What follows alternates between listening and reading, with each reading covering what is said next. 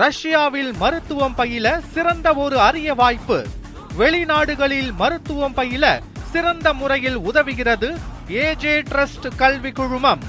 மயிலாடுதுறை மாவட்டம் சீர்காழி அருகே நிலங்களை பிரித்து எழுதி வாங்கிக் கொண்டு பெற்றோரை கைவிட்ட மகன்களிடமிருந்து நிலங்களை மீட்டு தர வலியுறுத்தி மாவட்ட ஆட்சியரிடம் வயதான தம்பதி புகார் அளித்துள்ளனர். அள்ளிவிளாகம் கிராமத்தை சேர்ந்தவர்கள் ராமசாமி, பாண்டிரவி தம்பதி. இவர்களுக்கு 2 மகன்கள், 1 மகள் உள்ள நிலையில் குடும்ப பிரச்சினை காரணமாக 2 மகன்களுக்கும் 2 ஏக்கர் புஞ்சை நிலங்களை கரையோலையாக எழுதி வைத்துள்ளனர். அதற்கு ஈடாக 2 மகன்களும் பெற்றோரின் குடும்ப மற்றும் மருத்துவ செலவுக்காக மாதம் தலா ரூபாய் 4000 பணம் தருவதாக 2 மகன்களும் ஒப்புக்கொண்டனர். அதன்படி முதல் 1 வருடத்திற்கு மட்டும் செலவுக்கான பணத்தை தந்த 2 மகன்களும் அதன் பின்னர் கடந்த 5 ஆண்டுகளாக பெற்றோரை கண்டுகொள்ளவில்லை என கூறப்படுகிறது.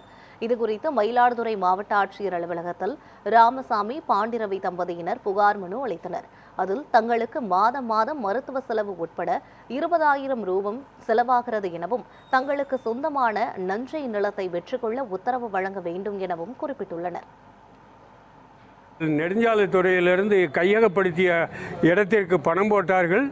அந்த பணத்தை எல்லாமே அவர்களுக்கு பிரித்து கொடுத்து அவர் நல்ல நிலைமையோடு மாடி வீடு கட்டி கொண்டு சிறப்பாக இருக்கின்றார்கள்.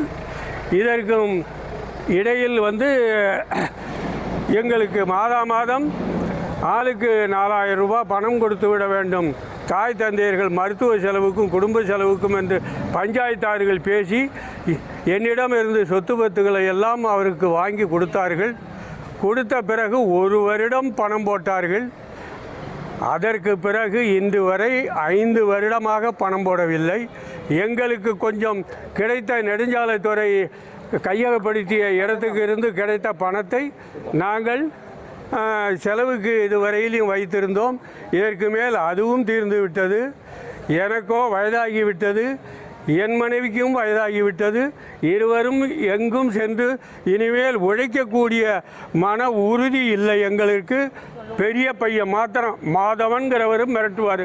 சின்ன பையனும் சாதுவான பையன், அவர் நிலத்தை விற்று கொள்ளுங்கள், அதில் ஒன்றும் ஆட்சேபனை இல்லைங்கிறாரு.